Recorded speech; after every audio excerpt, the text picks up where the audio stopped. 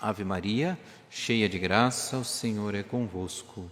Bendita sois vós entre as mulheres, e bendito é o fruto do vosso ventre, Jesus. Santa Maria, Mãe de Deus, rogai por nós, pecadores, agora e na hora de nossa morte. Amém. Sejam sentados um instante. Na época de São Bernardo, que viveu São Bernardo de Claraval, um dos homens mais ímpios, mais arrogantes que existiu na época dele, era um conde, um duque, quero dizer, do sul da França. Ele era um homem mais rico do que o próprio rei da França. Ele era dono de todo o sul da França, que naquela época chamava-se Aquitânia. Deu origem ao Languedoc, Occitânia.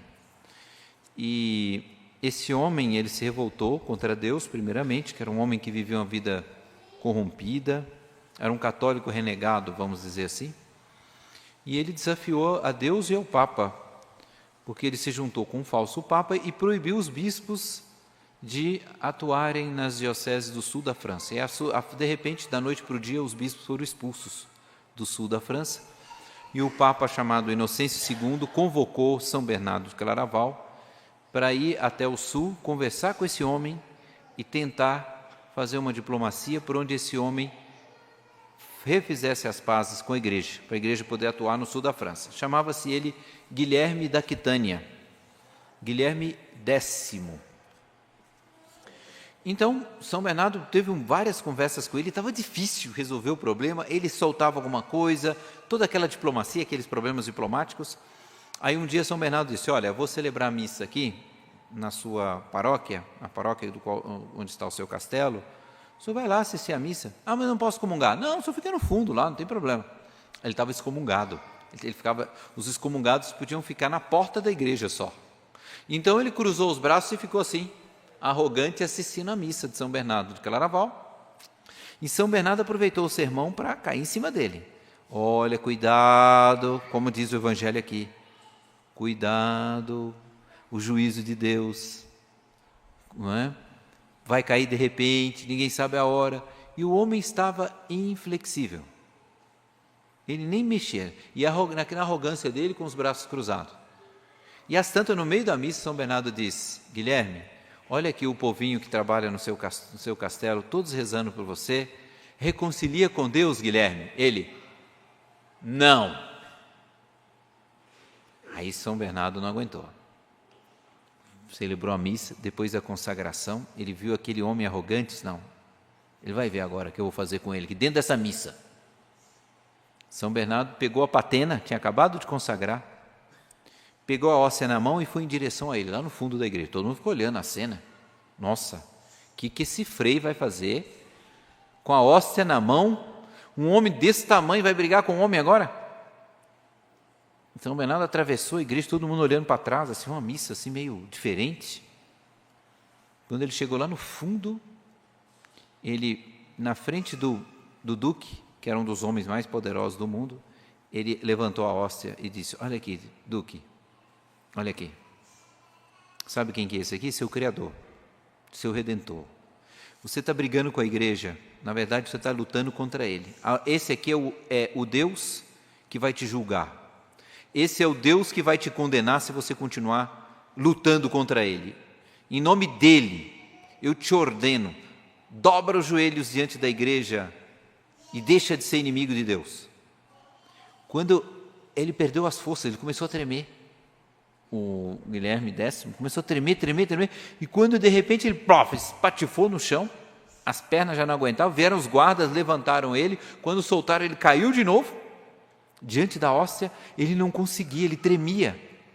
Era o Deus que vai julgá-lo no dia do juízo, o Deus que vai condená-lo se ele não se arrepender. Então, ele já não conseguia fazer mais nada, ele chorava na frente de todo mundo. E aí São Bernardo disse, se você está mesmo arrependido, vai ali no bispo. O bispo estava sentado ali.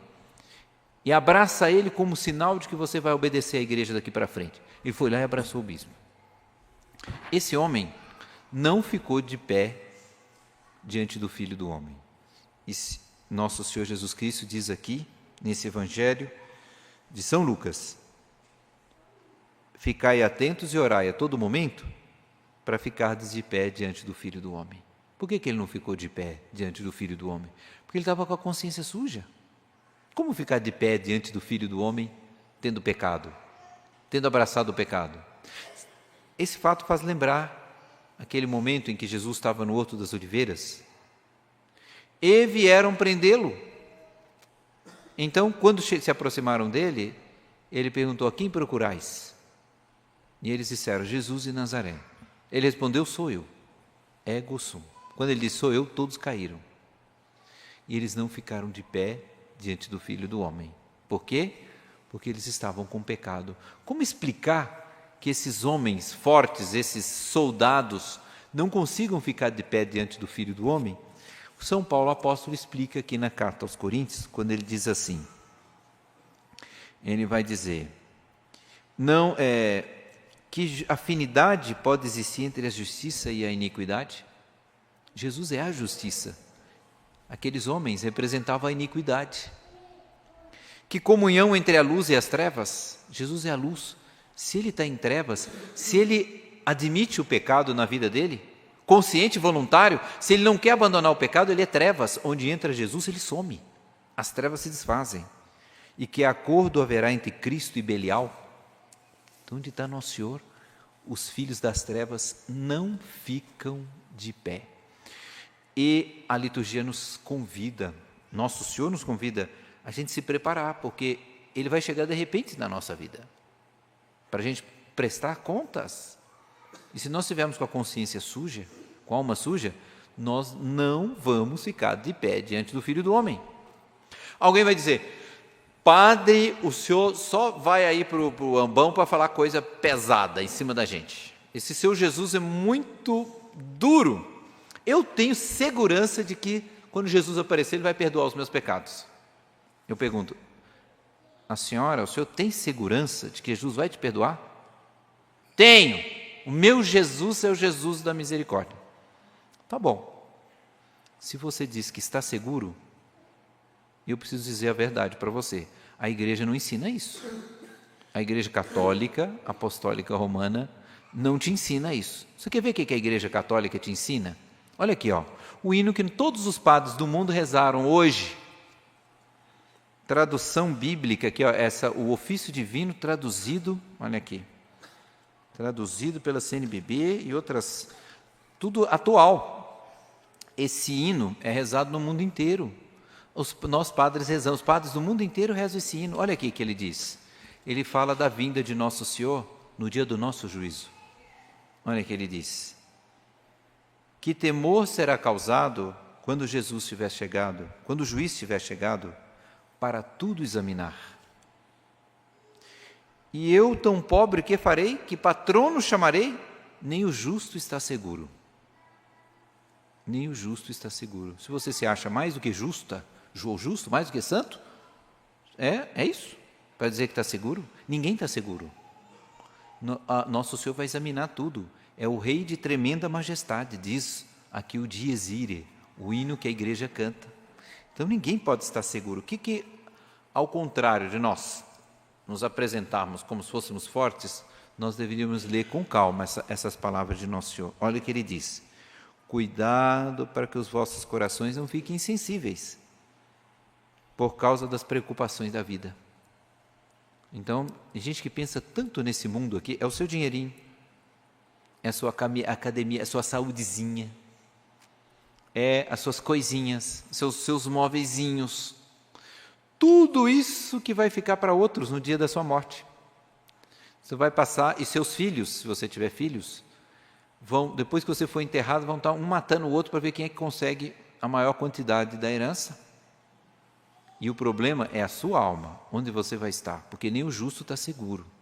Então o Nosso Senhor diz, toma cuidado, reza o tempo inteiro para ficar em pé diante do Filho do Homem. Reza o tempo inteiro para ficar de pé diante do Filho do Homem. Quem vai ficar de pé diante do Filho do Homem? Quem? A carta de São Paulo aos Tessalonicenses diz, aquele que confirme os vossos corações numa santidade sem defeito, aos olhos de Deus no dia da vinda do Senhor Jesus. Quanta gente achava que estava preparado e não estava, ou pelo contrário, deixou para se preparar depois e a morte veio antes. Veio como um ladrão. E aí não ficou de pé diante do Filho do Homem. Exemplo, a moça da carta do além.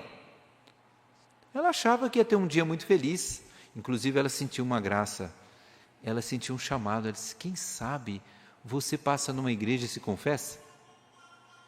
Ela disse, não, hoje não, era domingo, hoje é dia de passeio, domingo é dia de passeio. Ela saiu com o carro bateu, e ela até diz, né, que na hora da morte, ela sentiu uma dor muito grande e gritou, Jesus, Jesus. Mas ela, apesar de ter gritado Jesus, não ficou de pé diante do Filho do Homem, porque o Jesus dela não era uma oração, era um impulso, era um certificado de que ela estava desesperada, não estava preparada para a morte. Então nós devemos pedir essa graça, que Ele confirme nosso coração numa santidade sem defeito aos olhos de Deus. Essa santidade a gente só alcança perseverando. Dizem os moralistas, os espiritualistas, que Deus manda de vez em quando noites escuras para nós. Essas noites escuras são para nos purificar. Tudo se obscurece. A gente não sente mais consolação na oração, na missa.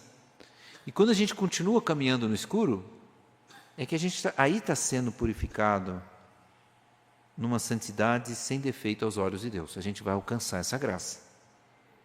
E as noites escuras, elas são boas. Porque assim, quando escurece, tudo se apaga, mas as estrelas aparecem no céu. Se não houvesse noite, a gente não ia conhecer as estrelas. Na vida espiritual é assim também. Quando tudo obscurece, a gente dá mais valor para a intercessão dos santos, de Nossa Senhora, os anjos que estão nos acompanhando. A gente olha para o céu, como que pedindo ajuda. São nas noites escuras que a gente vê o valor das pessoas que foram embora. Por exemplo, quando morre uma mãe, se faz noite num lar, os filhos começam a dar mais valor àquela mãe que foi embora. Hoje, faz 30 dias do falecimento do Monsenhor João. Missa de 30, como se fosse uma missa de 30º dia dele. Foi depois que ele morreu, para nós arautos, que se fez noite, por assim dizer, no mundo dos arautos, e que a gente olhou para o céu e viu aquela constelação de exemplos, de virtude, de conselhos que o Monsenhor João deixou para cada um de nós. Todo mundo tem 1000 histórias para contar. Era ele chamando para a santidade, ele cobrando-se se o rosário estava em dia, se a comunhão era diária, se tais pessoas estavam sendo bem tratadas, se eu estava fazendo apostolado. Nessa noite a gente percebe melhor a constelação de virtudes, de exemplos que ele nos deixou. E exemplo máximo, mais alto desse, só Deus, Nossa Senhora. O Papa Bento disse uma vez, foi na noite mais escura da história que Jesus nos entregou ela como mãe. Foi no alto da cruz. E olha que bonito, Nossa Senhora está de pé diante do Filho do Homem. Stabat Mater Dolorosa. Stabat quer dizer, estava de pé diante do Filho do Homem. Por quê? Ela era de uma santidade sem defeito aos olhos de Deus. Ela nunca se deixou levar pelas preocupações da vida, não deixou que as preocupações da vida tornassem o coração dela insensível. É o coração de Maria, é o coração que mais amou. Ela estava de pé diante do Filho do Homem. Vamos pedir a Nossa Senhora que o exemplo dela toque o nosso coração hoje, para nós nos prepararmos para o Natal, como disse aqui, sem embriaguez, sem preocupação de dinheiro, sem preocupação com as coisas da vida. Vamos fazer com que o nosso Natal seja como o Natal de Nossa Senhora, puro diante de Deus, uma santidade ilibada. Aí nós podemos pedir a ela essa graça, que no dia do nosso juízo, quando Jesus vier, o dia da tremendo, dia terrível, como diz o Dies Irae, que nós possamos estar de pé, mas com Nossa Senhora do nosso lado. Louvado seja nosso Senhor Jesus Cristo.